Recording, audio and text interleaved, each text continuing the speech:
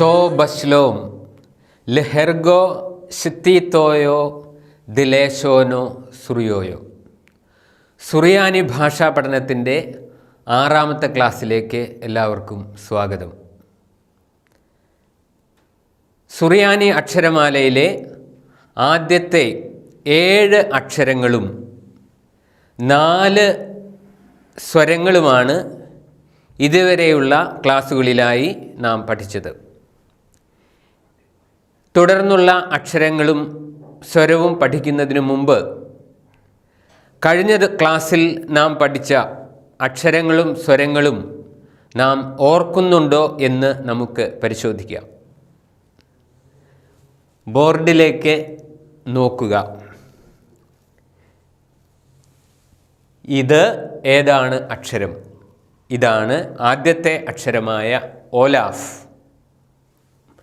Olaf എഴുതുന്ന രീതി ഇപ്രകാരമാണ്.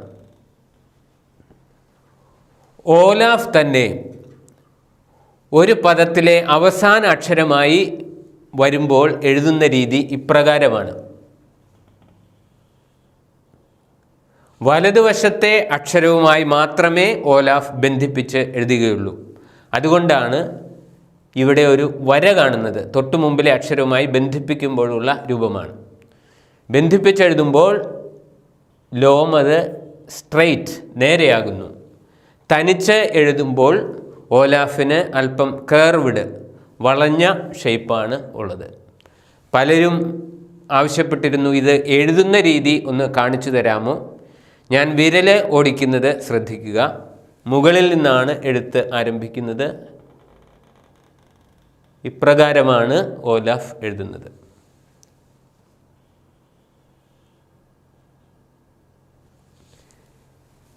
ഇനിയും നമ്മൾ പഠിച്ച 2ാമത്തെ അക്ഷരം ബേത്ത്. എഴുതുന്ന രീതി ശ്രദ്ധിക്കുക.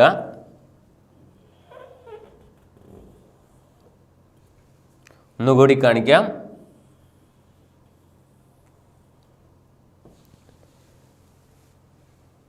ഈ അക്ഷരങ്ങൾക്കെല്ലാം ന്യൂമറിക്കൽ വാല്യൂ ഉണ്ട്.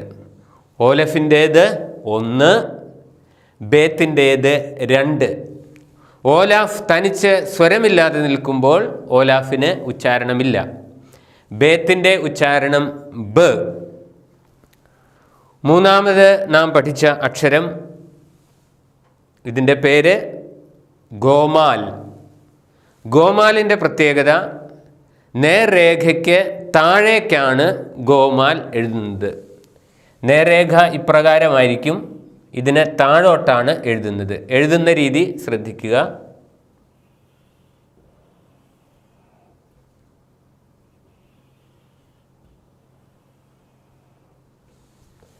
ഇതിൻ്റെ ന്യൂമറിക്കൽ വാല്യൂ, ഇതിൻ്റെ അക്കം, സംഖ്യ എന്ന് പറയുന്നത് 3 ആണ്. ഇനിയും 4ാമത് നമ്മൾ പഠിച്ച അക്ഷരം ദോലാദ്. ദോലാദിനും 2 രൂപങ്ങളുണ്ട്. ഒരു വാക്കിൻ്റെ അവസാനം വരുമ്പോൾ അല്ലെങ്കിൽ വലതുവശത്തെ അക്ഷരവുമായി ബന്ധിപ്പിച്ചെഴുതുമ്പോൾ ദോലാദിന് രൂപം മാറുന്നു. ഓലാഫും ദോലാദും വലതുവശത്തെ അക്ഷരവുമായി മാത്രമേ ബന്ധിപ്പിച്ച് എഴുതുകയുള്ളൂ. അങ്ങനെ എഴുതുമ്പോൾ അതിൻ്റെ രൂപം മാറും. ഇതിൻ്റെ ന്യൂമറിക്കൽ വാല്യൂ 4, ഉച്ചാരണം ദ. എഴുതുന്ന രീതി ശ്രദ്ധിക്കുക. ഇങ്ങനെ എഴുതി ഇതിനകവശം കറുപ്പിക്കുന്നു. താഴെ ഒരു കുത്തിടുന്നു. ഇനിയും ഒരു പദത്തിൻ്റെ വലതുവശത്തെ അക്ഷരവുമായി ബന്ധിപ്പിച്ചെഴുതുമ്പോഴുള്ള രൂപം താഴെ കുത്ത്.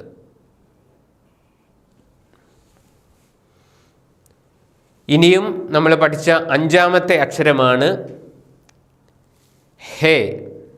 ഇതിൻ്റെ ഉച്ചാരണം ഹ്. Numerical value 5.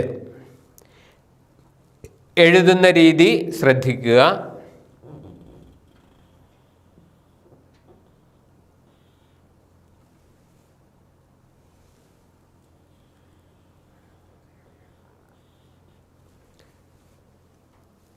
ആറാമത്തെ അക്ഷരം വാവ്. ഈ അക്ഷരത്തിൻ്റെ ഉച്ചാരണം വ. ഇത് കഞ്ചങ്ഷനായിട്ട് ഉപയോഗിക്കുമ്പോൾ ആൻഡ് എന്ന അർത്ഥത്തിൽ കഞ്ചങ്ഷനായിട്ട് ഉപയോഗിക്കുമ്പോൾ അത് ഉ എന്ന് ഉച്ചരിക്കുന്നു. എഴുതാൻ വളരെ എളുപ്പമുള്ള ഒരക്ഷരമാണ്. വെറുതെ ഒരു റൗണ്ട് മാത്രം. ഇനിയും ഏഴാമത് നമ്മൾ പഠിച്ച അക്ഷരം സൈൻ. ഇംഗ്ലീഷ് അക്ഷരമാലയിലെ സെഡിൻ്റെ ഉച്ചാരണമാണ് സൈന് ഉള്ളത്, സ് എന്ന്. ഇതിൻ്റെ അക്കം 7. എഴുതുന്ന രീതി ശ്രദ്ധിക്കുക. താഴോട്ട്, മുകളിൽ നിന്ന് താഴോട്ട് എഴുതുന്നു. ഇനിയും 5 സ്വരങ്ങളുള്ളതിൽ 4 സ്വരങ്ങൾ നമ്മൾ പഠിച്ചു. ആദ്യം പഠിച്ച ഈ സ്വരം ആ അല്ലെങ്കിൽ ആ. എഴുതുന്ന രീതി ശ്രദ്ധിക്കുക. ഒരു വര, പിന്നീട് ഏതാണ്ടൊരു ട്രയാങ്കിളിൻ്റെ, ത്രികോണത്തിൻ്റെ ഷേപ്പിലാണ്. ഈ ഡോട്ടുകൾ കൊണ്ട്, ബിന്ദുക്കൾ കൊണ്ട് നിർമ്മിച്ചിരിക്കുന്ന വൃത്തം അക്ഷരത്തിന് പകരം നിൽക്കുന്നു. അക്ഷരത്തിന് മുകളിലാണ് സ്വരം ഇടേണ്ടത് എന്ന് കാണിക്കാനാണ് ഈ ഡോട്ടഡ് സർക്കിളിൻ്റെ മുകളിൽ സ്വരം എഴുതിയിരിക്കുന്നത്. രണ്ടാമത്തെ സ്വരം ഓ. ഓ അല്ലെങ്കിൽ ഓ. എഴുതുന്ന രീതി ശ്രദ്ധിക്കുക. മൂന്നാമത്തെ സ്വരം എ അല്ലെങ്കിൽ എ.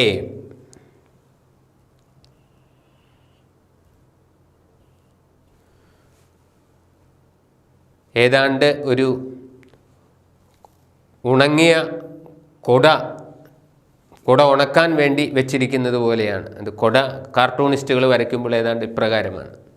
മുകളിൽ വളച്ച് താഴെ ഒരു വര. അവസാനമായി നമ്മൾ പഠിച്ച സ്വരം ഊ അല്ലെങ്കിൽ ഊ. ഇത് ടി പോലെയാണ്. എന്നിട്ട് ഒരു ഡോട്ടാണ്. ഇത് കറുപ്പിച്ചാണ് സാധാരണ എഴുതുന്നത്. കമ്പ്യൂട്ടറിൽ അത് അങ്ങനെയാണ് വരുന്നത്. ഒരു ടി ചരിച്ചെഴുതി.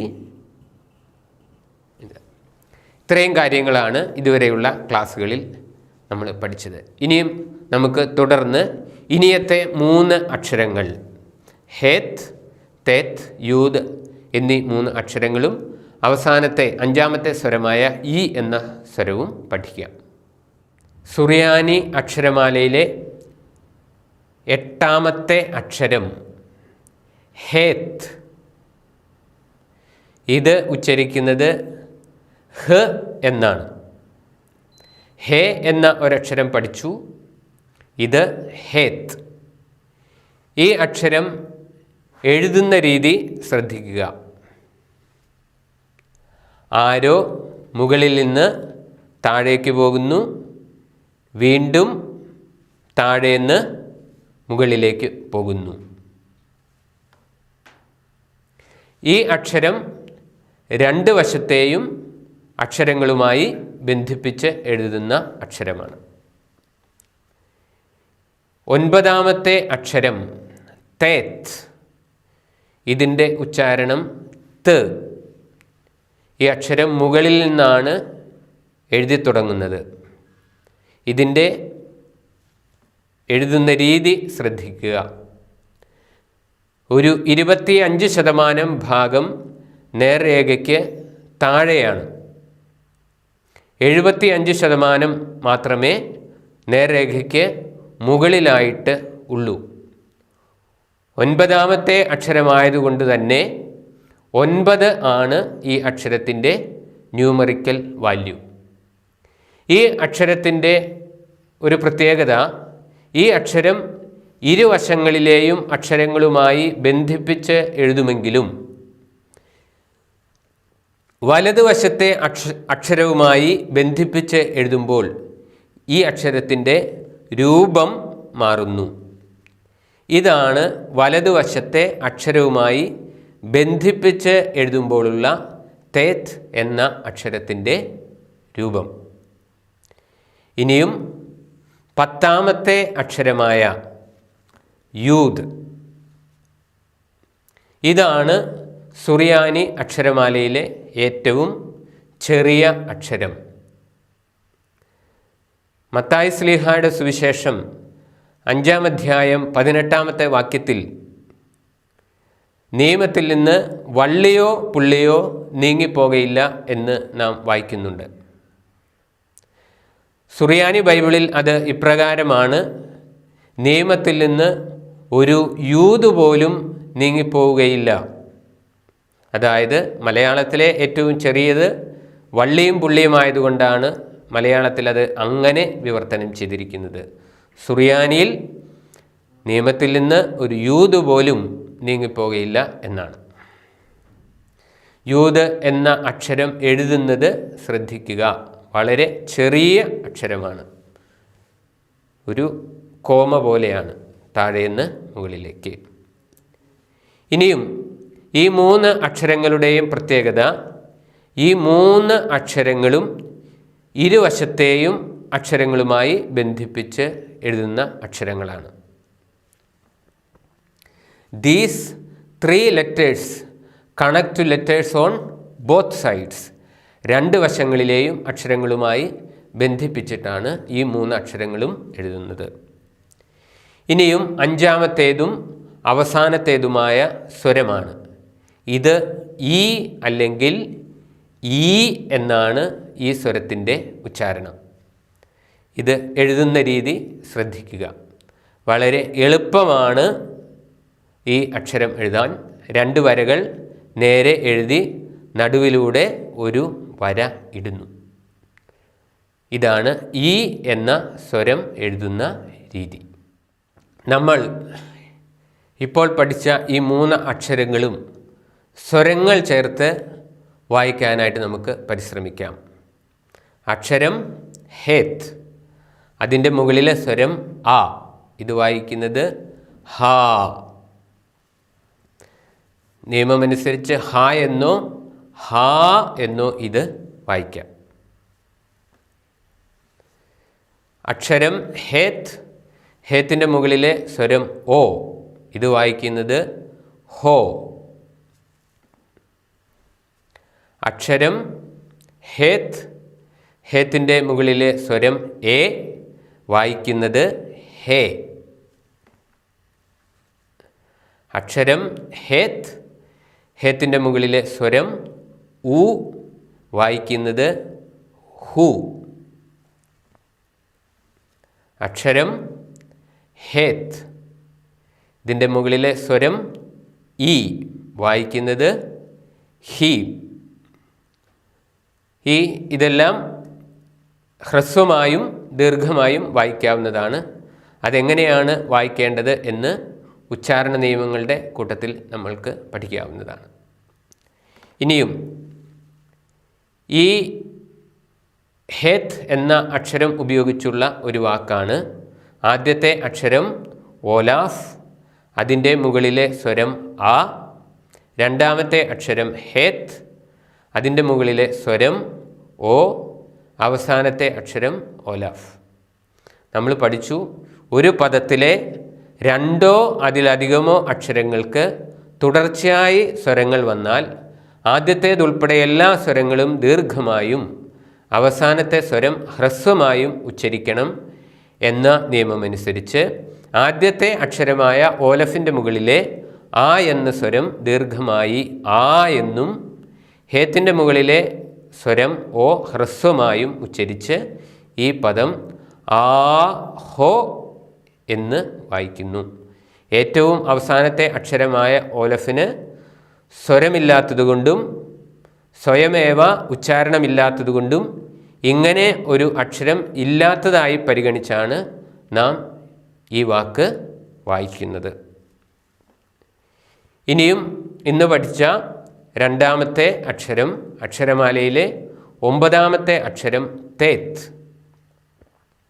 ഇതിൻ്റെ മുകളിലെ സ്വരം ആ. ഇത് വായിക്കുന്നത് ത. തേത്തിൻ്റെ മുകളിലെ സ്വരം ഓ, തോ. തേ, തു, തീ. ഇനിയും തേത്ത് എന്ന അക്ഷരം ഉപയോഗിച്ചുള്ള ഒരു വാക്ക് കാണാം. ആദ്യത്തെ അക്ഷരം ഹേത്ത്. ഹേത്ത് എന്ന അക്ഷരത്തിൻ്റെ ഉച്ചാരണം ഹ്. രണ്ടാമത്തെ അക്ഷരം തേത്ത്.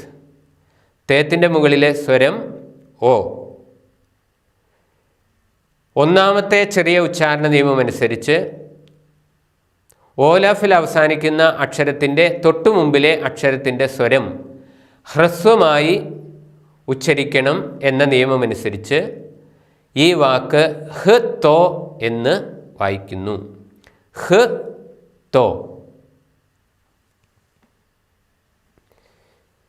ഇന്ന് പഠിച്ച മൂന്നാമത്തെ വാക്ക് അക്ഷരമാലയിലെ 10ാമത്തെ അക്ഷരം യൂദ്. മുകളിലെ സ്വരം ആ, വായിക്കുന്നത് യ. യോ, യേ, യു, യി. ഇതുപയോഗിച്ചുള്ള ഒരു വാക്ക് കാണാം.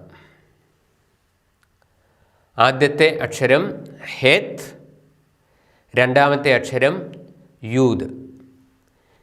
ഈ അക്ഷരം രണ്ടക്ഷരങ്ങൾ അടുപ്പിച്ചെഴുതുമ്പോൾ ഹേത്ത് എന്ന അക്ഷരം തനിച്ചു നിൽക്കുന്നത് 2 യൂദ് ഒന്നിച്ചെഴുതുന്നത് പോലെയാണ്. അതുകൊണ്ട് ഇത് തിരിച്ചറിയാൻ സാധാരണഗതിയിൽ അല്പം പ്രയാസം വരും. പിന്നീട് പരിചയം കൊണ്ട് അത് മാറിക്കൊള്ളും. ആദ്യത്തെ അക്ഷരം ഹേത്ത്, രണ്ടാമത്തെ അക്ഷരം യൂദ്. യൂദിൻ്റെ മുകളിലെ സ്വരം ഓ.